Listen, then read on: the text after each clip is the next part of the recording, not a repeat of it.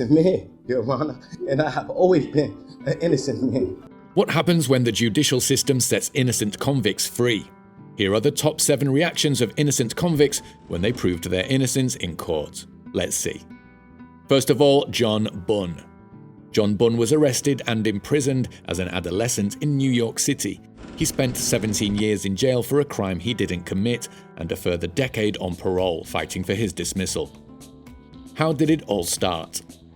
Bunn was only 14 years old when he was framed for murder by a corrupt Brooklyn detective and sent to jail for a crime he didn't commit.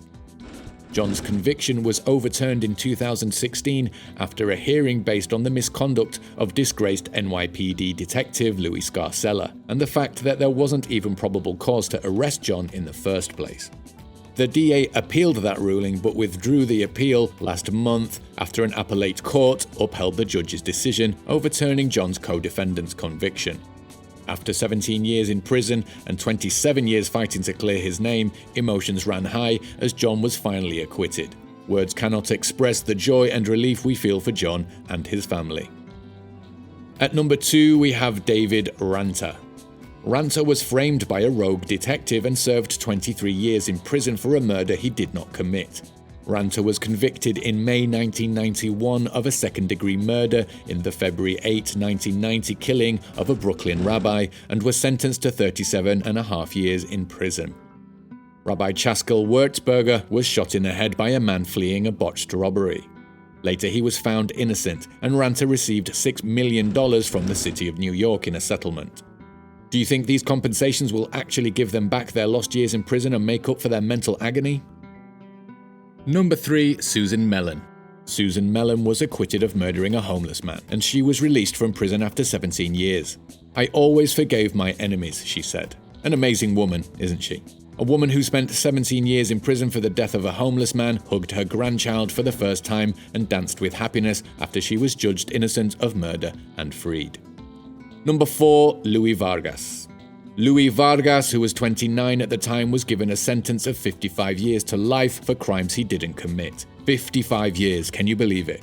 When he was accused of 3 sexual assaults in Los Angeles, California, authorities determined that the perpetrator was the same individual since the descriptions of the offenses were similar. After spending a total of 16 years in jail after being found guilty on all charges, Vargas was eventually exonerated by the California Innocence Project after its DNA testing on the last pieces of tangible evidence and a victim's clothing did not match, indicating that Vargas was not the person who had committed the murders. Number 5, Daniel Villegas. Villegas was imprisoned for 18 years for a double homicide that he did not commit in El Paso, Texas, after an El Paso detective allegedly threatened to beat him and execute him if he did not confess after he was captured at the age of 16. What a misery.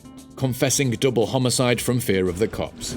Do you think our police system is that corrupt? After a long battle, he finally pleaded not guilty. Number 6, Ricky Jackson.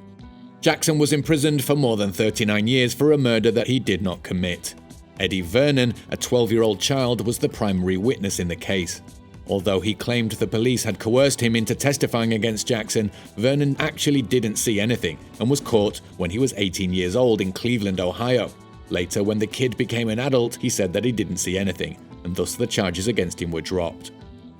Number 7, Kirstin Lobato. Lobato was found guilty of the brutal murder of a homeless man in Las Vegas when she was just 18 years old. She was sentenced to 13 to 45 years in prison after being found guilty on lesser counts of voluntary manslaughter. Following her 16-year incarceration, evidence was presented at a new hearing that showed the victim's family was 3 hours away on the day of her death, proving that Lobato couldn't possibly have committed these crimes. What do you think of these people? And what other content would you like to see? Tell us in the comments. That's all for now, thanks for watching. If you enjoyed this video and found it entertaining, then don't forget to hit that like button below.